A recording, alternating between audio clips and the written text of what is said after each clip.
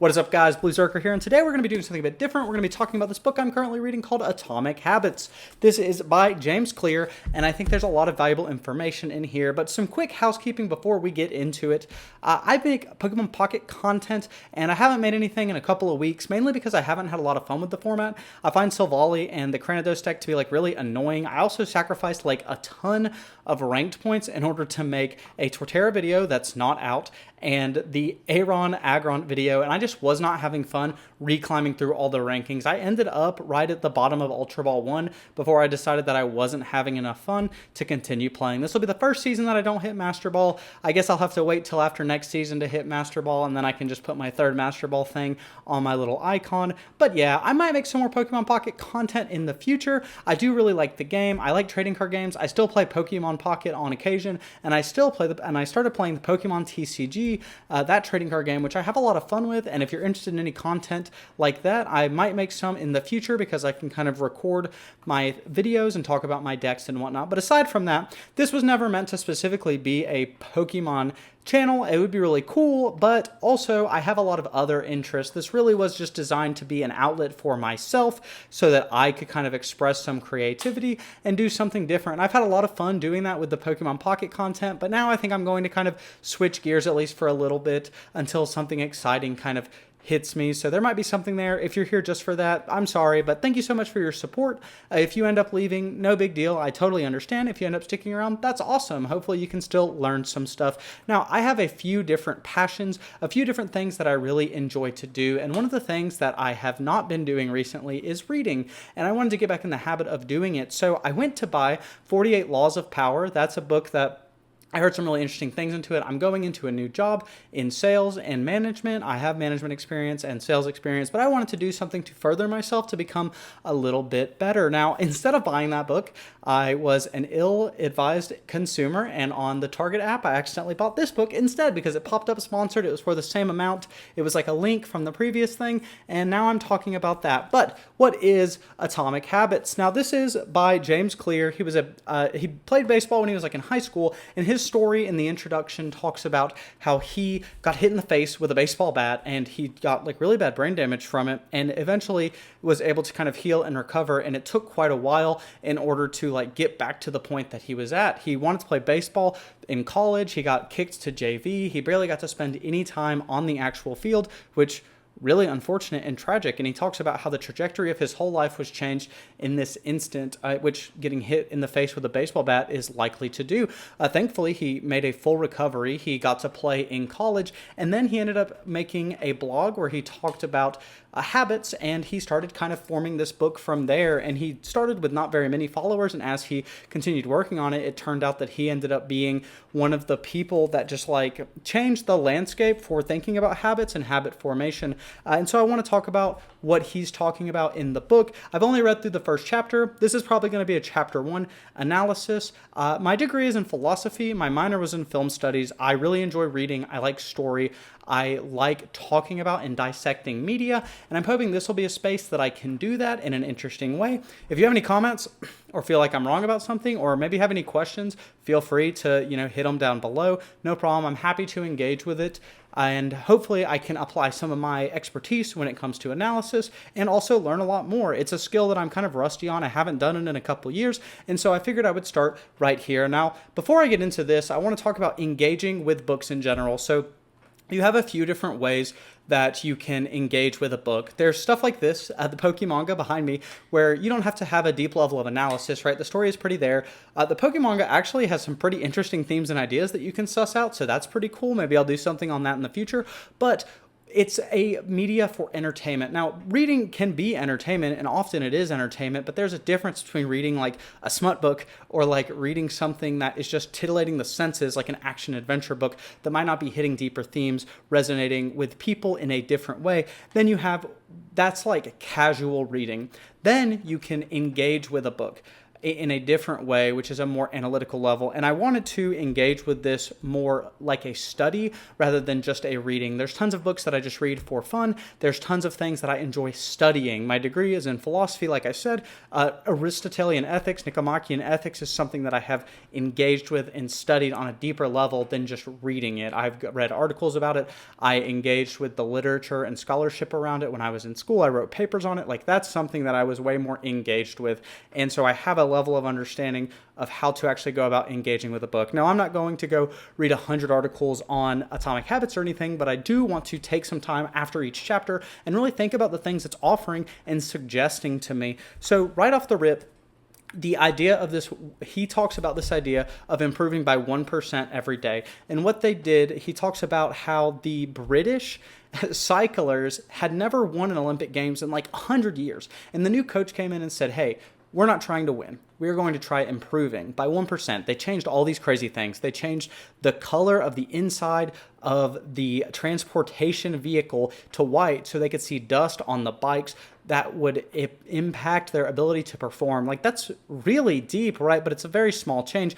They do these casual changes. They made sure they slept better. They made sure these athletes recovered better. They just started looking at little things and optimizing them. They hit this 1% everyday optimization. They looked at all the ways they could improve and they started doing it. And what's so great about this idea is that you can just say, okay, yesterday I had less than a gallon of water. I want to get towards a gallon of water. I'm going to drink a little bit more. And then as you go, you can reach that goal. Now, one of the things that James Clear actually talks about is goals. And in this first chapter, he talks about how goals are something that you shouldn't actually think so much about. That the habits, the processes are the really important things. He kind of criticizes goals, and he talks about how when you have a goal, you are reaching for a specific thing, right? I'm going to do 20 jumping jacks. That's my goal. When I hit the 20 jumping jacks, I am now sated. I am happy. I've hit that goal. And then I'm going to stop doing jumping jacks. If you prep for a marathon, you practice and you practice and you practice and you finally run that marathon, you have that euphoria. The goal is done and you might quit practicing. You might quit running. Now, in some cases, this might be what you should do. And it's not that goals are bad, but goals help us realize the processes by which we should take to attain them. That being said, he does say that you should kind of almost fall in love with the processes themselves, right? Fall in love with improving and becoming better. This is going to net you more overall than like maybe a savings goal. I'm going to save $10,000, right? How am I going to go about doing that? Well, I'm going to save 5 to 10 to 20% of each paycheck until I hit that goal. But if you just fall in love with the act of saving,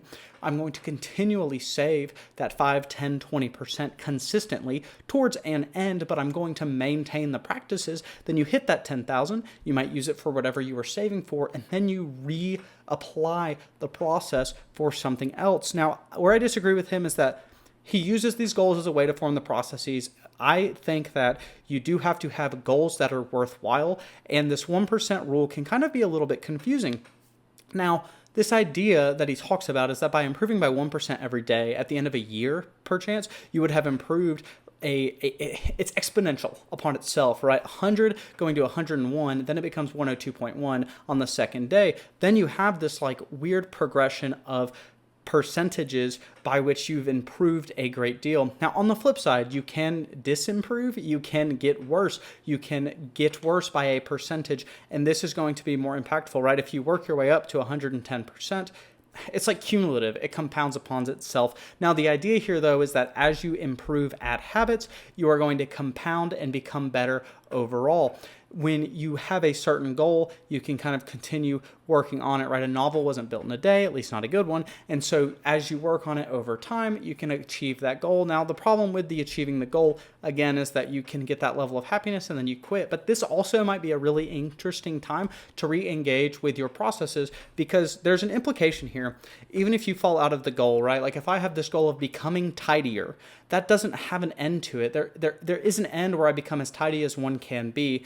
And that requires a level of time. So where I find a little bit of criticism and where I find the engagement factor on my side a little more frustrating is that you have to pick things, right? We do have a finite amount of time. You have to pick things that are worth doing. And as you improve at them, you might realize that that actual improvement is going to require more time, and there's less things you can improve at overall. For instance, we'll just use like a physical amount of time. I want to roller skate for an hour tomorrow, and I want to continue getting better at my endurance and roller skating for longer and longer and longer and longer and longer, right? It could be good to have a goal and a cap and then stop and then re-engage and reevaluate my different habits. Now, the idea is that you fall in love with the processes, you find the processes that get you to moving towards it, right? If you want to lift more weight, you have to exercise. And by exercising and exercising well, you can improve towards that goal. And then as you continue, you can just lift more and more and more and more weight. But what happens is you start to see diminishing returns as you get better and better at a goal. And then you have this weird argument with yourself. You have this place where you have to go, actually, I don't know that I can keep improving in this way because I'm sacrificing something else. How do I go about wanting to improve and becoming the best I can be at something if it's not my end, if it's not my telos, if it's not the thing that I'm meant to do forever and ever? And that's something that I personally struggle with a lot. What do I invest my time into to improve at that is going to be worthwhile at the end? We always make jokes. People make jokes about, man, if I could take all the hours I spent on like Pokemon, for instance, or just any kind of random hobby and apply it to like astrophysics or a doctorate, then I would have cured cancer, right? Because there's all these ways by which we kind of feel like we're wasting time and that we are going to not be able to use the fact that that time was used in a purposeful way, even though relaxation is a purposeful way to use time, but it can be a bit of excess. A little bit about me, I'm coming off of like 6 weeks of not working and I'm going insane. I was supposed to start a new job and the night before I got told, hey, we can't bring you on. Sorry, our other place got delayed. So I kind of got screwed and I'm starting a new job soon. I'm excited about it. But this 6 weeks of doing nothing, of being unemployed and being stressed has been very frustrating. And I wish that I would have started Atomic Habits at the beginning of it. That way I could kind of work towards those things. I have this understanding of improving at goals and developing habits, but if you're not in the right headspace for it, you are not going to be able to do it properly. Now, a quick continuation on that. When you're thinking about what you want to do, it requires a level of discipline, right? Habit forming is also discipline. And I used to always crap on myself for like not having enough discipline to do these things, right? But it's this strange relationship between like mental state, discipline, and habits, and just creating itself within this circle. So like if you think about what discipline is this idea that like we are going to do the thing regardless, right? We are going to hold ourselves accountable to this goal that we have, and that is discipline, right? A writer who writes for 30 minutes every day is disciplined because they do it. They perform the action. They don't perform the action because they're disciplined. The action creates the trait, which is discipline. So if you're someone who struggles with discipline and going, okay, consistently doing this thing is a problem, you have to understand that doing the thing is the discipline, and that by performing the action, you are going to maintain that discipline. But the second that you stop doing it, you do lose discipline. You are not performing discipline anymore. Now, this idea of like performing these traits, and that's how we embody them, right? We create these habits. We do things out of habit, which is another thing that we talk about in Atomic Habits. Now, quickly, I want to talk about the title really quick. That's one of the first things we talk about. So he defines atomic using Merriam-Webster's dictionary, the very classic, like, hey, we're going to pull out Webster's dictionary. We have got two definitions for atomic I want to read. An extremely small amount of a thing, the single irreducible unit of a larger system, right? This is the thing that cannot be changed. Like carbon is carbon is carbon, or they are made of carbon atoms. There are things that are specifically carbon that will always be that thing no matter what, right? It is the constitutory building blocks. And the idea here is that the habits that we have are our constitutory building blocks. As we can see when we think about the word habit, a routine or practice performed regularly, an automatic response to a specific situation. So if you have not trained yourself in a habit, the way you're going to react is going to be vastly different. We do this thing when we wake up and we think about what we're going to do for the day, right? I challenge you, wake up tomorrow and before you hop out of bed, think about what you have to do. Actually think about it, because so much of what we do is automated. It's just what we already do.